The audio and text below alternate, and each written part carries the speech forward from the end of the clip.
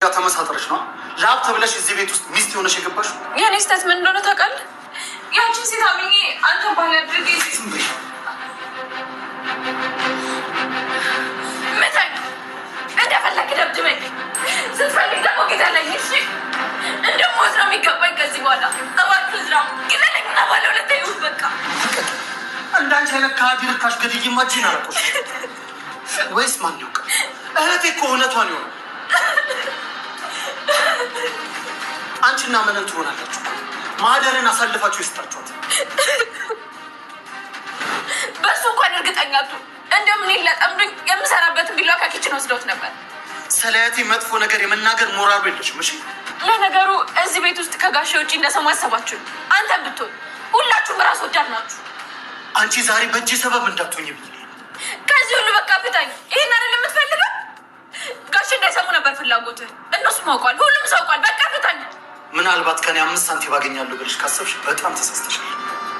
እሱ አስገድዳኝ እንጂ ለገንዘብ ምንም ያክል ፍቅር እንደሌለኝ ታውቃለህ። እና ለምንድን ነው እዚህ ቤት ውስጥ የመጣሽው? ብነግርህ ስለማታምነኝ እሱን መናገር የሚጠቅመዋል። እውነቱን ንገሪኝ ብል እየጠበቅኩሽ ነው። እናት ተብዬዋ ለራሷ ጥቅም ከአንተ ጋር ብታገናኘኝም እስከ ዛሬ ድረስ እዚህ ቤት ውስጥ የቆየሁት ለአንተ ስሜት ስላለኝ። ስሜት? ቆይ ምን አይነት ስሜት እባክሽ? እዝራ እውነቴን ነው። እናንተ ስለማፈቅር ብቻ ነው እዚህ ቤት ውስጥ የቆየሁት። ይሄ የማይረባ ጨዋታሽን አቁሚ እያልኩሽ ነው። እውነቴን ነው እዝራ። ይሄን ነገር ለማየ እንኳን ነግሬያት አላውቅም። ገና እንዳየሁህ ነበር ፍቅር የያዘኝ። ካየሁ ጊዜ ጀምሮ ስለአንተ ማሰብ አላቆምኩም ነበር። የማይመስል ነገር አትበል። አውቃለሁ እማዬ እዚህ ቤት ውስጥ ያመጣችን ለሀብት ብላ ነው። ግን ደግሞ እኔ አንድ ምክንያት ብቻ ነው ያለኝ፣ እሱም ያንተ ፍቅር ነው። ትሰሚኛለሽ? በቅተሽኛል። አንቺም እናትሽም በቅታችሁኛል። አታስብ፣ ከዚህ በኋላ እዚህ ቤት ውስጥ አታየኝም። ባልን ሚስት አድርጌ የምረጥኩት ለእኔ ነኝ አይደለ? ግን ሸጉደው እንደሆነ ካላወቅ ግን መውቀስ ካለብህ እኔን ውቀስ። እባክህ ልጅቷን ግን ተዋት እና እዚህ ቤት ውስጥ የኔ ሚስት ሆና እንድትቀጥል ነው ሀሳቡ። ምን ችግር አለ? እድል ብሰጣት። የምን እድል ነው የምሰጣት? ሲጀመር እኔና እሷ በአንድ ቤት ውስጥ ባልና ሚስት ሆነ መቀጠል አልችልም። ቢያንስ እንደገና ለመጀመር ሞክር። ለውሳኔያቸው በስተ መጨረሻ እንግዲህ አብልዬ ለእንትና ፍቅሯን ገልጻለታለች ማለት ነው። በጣም እንደምትወደውና በጣም እንደምታፈቅረው ያለውን ነገር ለኢዝራ ነግረዋለች ማለት ነው። እዚህ ቤት የተቀመጠ መጣችው በእናቷ ምክንያት ለገንዘብና ለሀብት ቢሆንም ግን ደግሞ በጣም እሱን ገና እንዳየችው እንደወደደችውና እንዳፈቀረችው ተናግራለች ማለት ነው። እሱ ግን በፍጹም ይሄንን ነገር አላምንም፣ አሁንም ሌላ ነገር የቀረ መስሎሽ እንዳታስቢ፣ መቼምም አይሳካልሽም፣ መቼምም የኔን ሀብት ንብረት አታገኝም በማለት እየተናገራት ይገኛል። እንደዚህም ደግሞ አባትየው አቶ እስክንድር ከዚህ ቤት አትወጣም፣ እች ልጅ እኔ ትሆናለች፣ ትጠቅመሃለች፣ ሚስትንክ ብዬ እኔ ፈልጌ ያመጣዋት፣ ስለዛን እኔ ስላጫዋት እች ልጅ ሁለተኛ ፎርሳ መስጠት አለብን፣ የሚሆነው ነገር አይታወቅም በማለት እንግዲህ አባትየው እያጽናናት ይገኛል። ሰላም ሰላም ብያለሁ ውድ የተከበራችሁ ቤተሰቦች፣ እንዴት ናችሁ? ደህና ናችሁ? አለሁ እግዚአብሔር ይመስገን፣ እኔ በጣም ደህና ነኝ። ሰላማችሁ ብዝት ይበልልኝ። ለቤት አዲስ ሆናችሁ ላይክ እና ሼር እያደረጋችሁ እንድታበረታቱኝ በአክብሮት ጠይቃችኋለሁ። ይዤላችሁ የመጣሁት ድራማ አስተማሪና ልብ አንጠልጣይ የሆነውን ድራማን እንግዲህ አብል ድራማን ይዤላችሁ መጥቻለሁ። አብል ድራማ በስተመጨረሻ እንግዲህ ሰሞኑን እየተለቀቀ አይደለም፣ ግን ደግሞ ከዛሬ ወይ ደግሞ ከነገ ጀምሮ እንደሚለቁ ተስፋ እናደርጋለን ማለት ነው። እንግዲህ በጣም ጥሩ ድራማ ነው። በነገራችን ላይ ብዙ ነገር እንማርበታለን። ሁሉ ነገር ከጥሩም ከመጥፎም ብዙ ነገር እንደምንማርበት ተስፋ አለኝ ማለት ነው። እንግዲህ እዚህ ቤት እየተፈጠረ ያለው ነገር ምንድነው ሲባል እንግዲህ ወይዘሮ ፌመል የምትባለው ሴትዮ ለገንዘብና ለሀብት ብላ እንግዲህ አቶ እስክንድርን እንዳገባይ፣ ከዛንም ደግሞ አቶ እስክንድር ሀብትና ንብረቱን በልጁ ውርስ ሲያጓርሰው አሁን ደግሞ ተመልሳ በጣም በሚያሳዝን ነገር ለኢዝራ ሀብትና ንብረቱ ስላወረሰ እንግዲህ አባትየው ከሞተ ወይንም ደግሞ የሆነ ነገር ከሆነ እሷ ምንም ነገር ስለማታገኝ ያደረገችው ነገር ምንድነው? ያችን ከልጅነቷ ጀምሮ ስትቀጠቅጣትና ወይንም ደግሞ ከራስ ስታሳያት ያሳደገቻትን ልጇን አምጥታ ለኢዝራ ነው ማለት ነው የዳረችው ማለት ነው። እንግዲህ ባልተብያዋን አስተፋብራ ጥሩ ልጅ ነች ብላ የራሷ ልጅ ራሷ እንዳሳደገቻት ሳይሆን የሌላ ሰው ልጅ ነች ብላ እንግዲህ ቤት ውስጥ አምጥታ ነው እንድታገባት ያደረገችው ማለት ነው። እሱም አቶ እስክንድር እንግዲህ አብልን ሰዓት በጣም ጥሩ ልጅ ስለሆነች እሱን ፈቅዶ ልጁን እሺ ብሎ ያጋባሉ ማለት ነው። በስተመጨረሻ ግን የወጣው ነገር በጣም ከባድ ነገር ነው።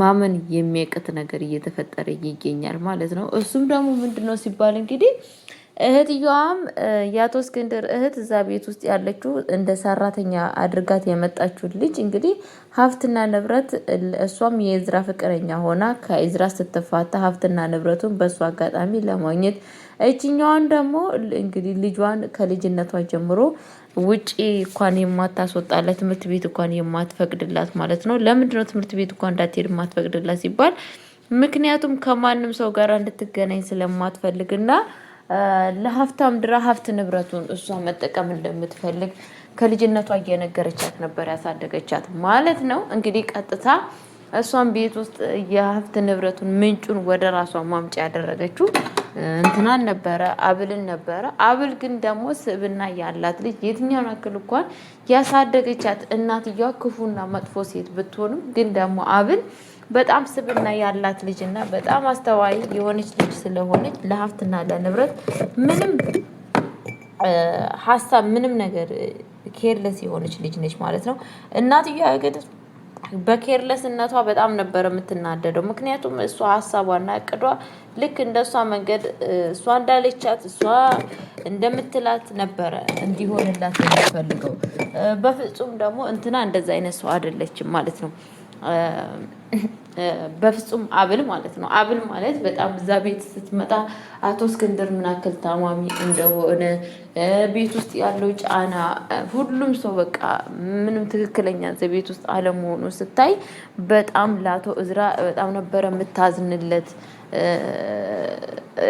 ለእዝራ ማለት ነው። ለእዝራም እንደዚህም ደግሞ ለአባትየው አቶ እስክንድር በጣም ነበረ የምታዝንላቸው ሁለቱንም ማለት ነው። እንደዚሁም ደግሞ አቶ እስክንድር በጣም ታማሚ ስለሆነ እዛ ቤት ውስጥ በጣም ፎከስ ነበረ የምታደርገው።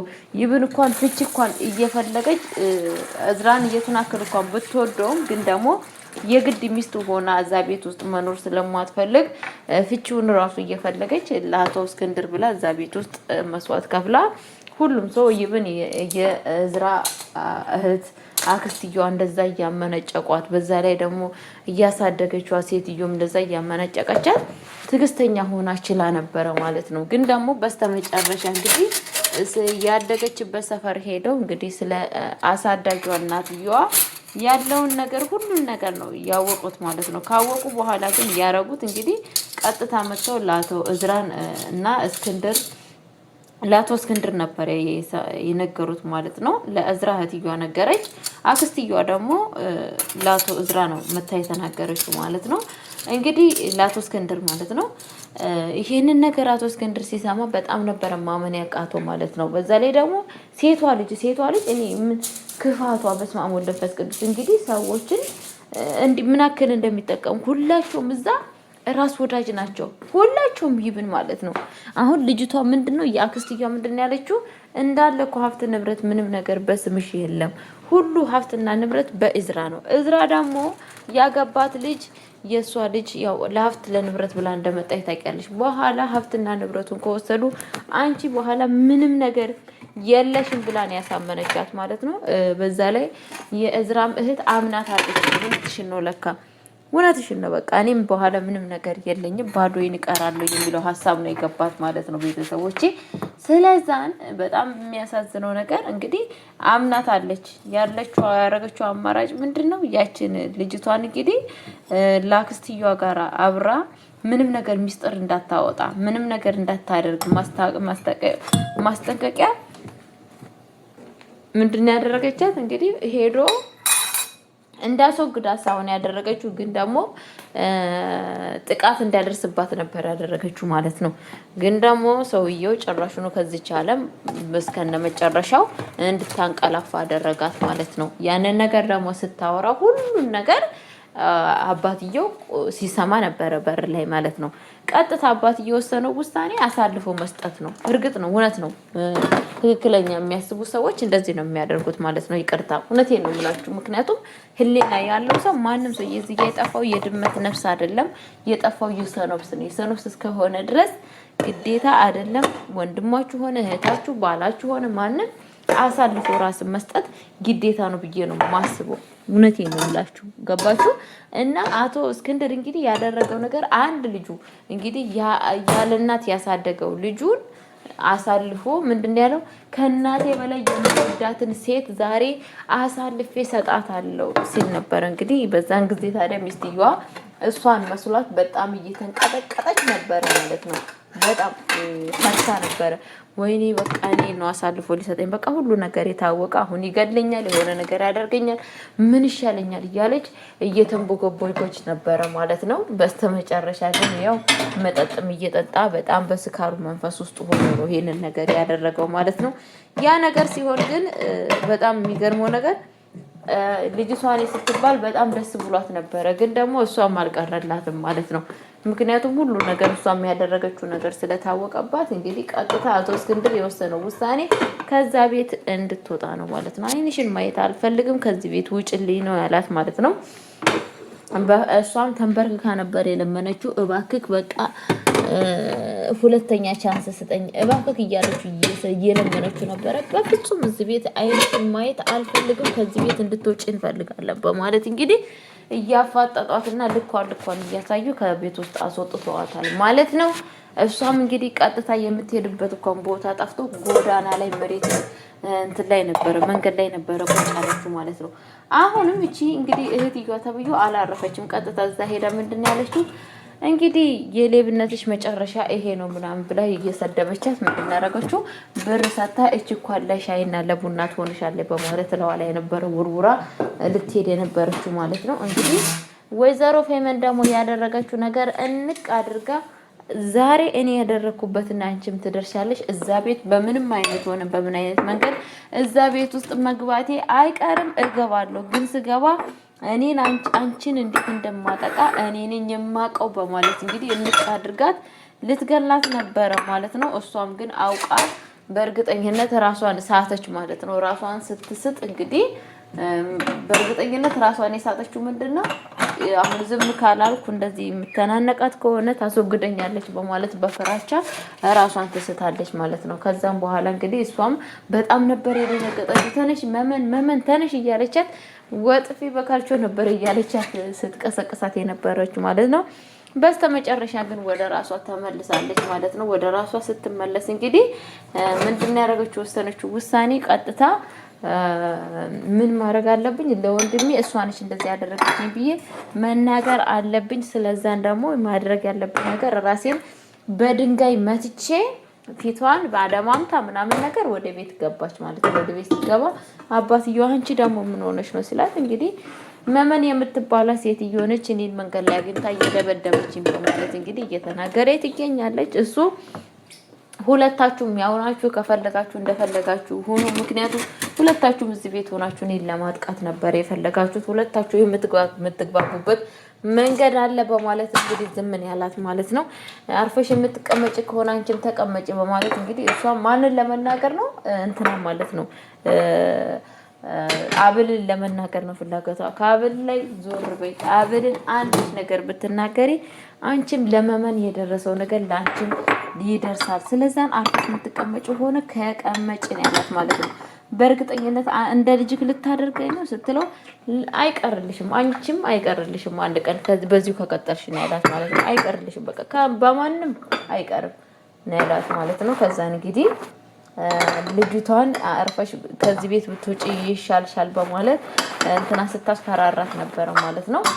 አብልን ማለት ነው። አብል ደግሞ ምንድን ያለቻት በፍጹም ከዚህ ቤት አልንቀሳቀስም፣ ምክንያቱም እዝራንና ጋሽን ለጅብ አስጥያቸው አልሄድም፣ ስለዛን ከዚህ ቤት ነቅነቅ አልልም ነው ያለቻት ማለት ነው። ነቅነቅ አንቺና እናቴ ብትሆኑ ሁለታችሁም እዚህ ቤት ያላችሁት ለብርና ለብር ለጥቅማችሁ ስትሉ ነው።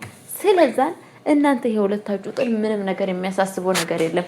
ግን ደግሞ ልንገርሽ እናቴ እንደዚህ አንቺን አድርጋ ከሆነ እንቆራረጣታለን በማለት በንዴት ውስጥ ነበር የምትናገረው። ለነገሩ ስንቴ ነው የምቆራረጠው፣ ስንት ጊዜ ተቆራረጠን እያለች ደግሞ በውስጧ እየተገዘች ነበረ ማለት ነው። እና ስለዛ እንግዲህ አሁንም አልተሳካላትም እቺ የአቶ እስክንድር እህት ሰብየዋ ምንም ነገር የተሳካላት ነገር የለም ማለት ነው። ምክንያቱም እያደረገች ያለችው ነገር በጣም አስነዋሪ ከባድ ነገር ነው። ይሁን ለወንድሙ እንዴት ሰው ለወንድሙ አያዝንም ጋይስዬ? ምንም ቢሆን ምንም የዚህን አክል ለሀብትና ለንብረት ብላ ወንድሟን አሳልፋ የሆነ ነገር ቢሆንባት አስባችሁታል? የሆነ ነገር ቢፈጠርባት ማለት ነው ምንም ነገር ለሱ ቦታም እየሰጠችው አይደለም ማለት ነው። እዛ ቤት እያዘነችለት ያለችው ገና አዲስ የመጣችው ሙሽራዋ እንግዲህ ለልጁ ሚስት ተብላ የመጣችው እንትና ነች። ለሱ በጣም ፎከስ እያደረገች ያለችው ማለት ነው። እና ቤተሰቦቼ ማለት ነው ጥዬ አልሄድም ነው ያለችው። እኔ ለጅብ አሳልፌ ጥያቸው አልሄድም። ስለዚህ በጣም እኔ ያስፈልጋቸዋለሁ አለችው ማለት ነው። ማን ነው ጅብ አለቻት። ማን ነው ጅብ? እኔ እኮ ለሱ እህቱ ነኝ። ካንቺ በፊት እኛ እዚህ ቤት ውስጥ ነበርን። ማን ነው እነሱን የሚበላው ነው ያለቻት ማለት ነው። ምክንያቱም ማን እንደሆነ ራስሽ ታውቂያለሽ ነው ያለቻት ማለት ነው። እንግዲህ ቤተሰቦቼ አንዳንድ ጊዜ ቤት ውስጥ የቱን አክል እንኳን ወንድምና እህት እንኳን ብንሆን ሰብአውነት የማይሰማን ሰዎች አለ። ገባሽ?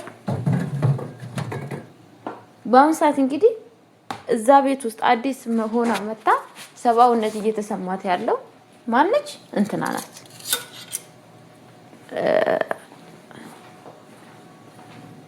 እንትና ናት እዛ ቤት ውስጥ ሰብአውነት እየተሰማት ያለው አብል ነው።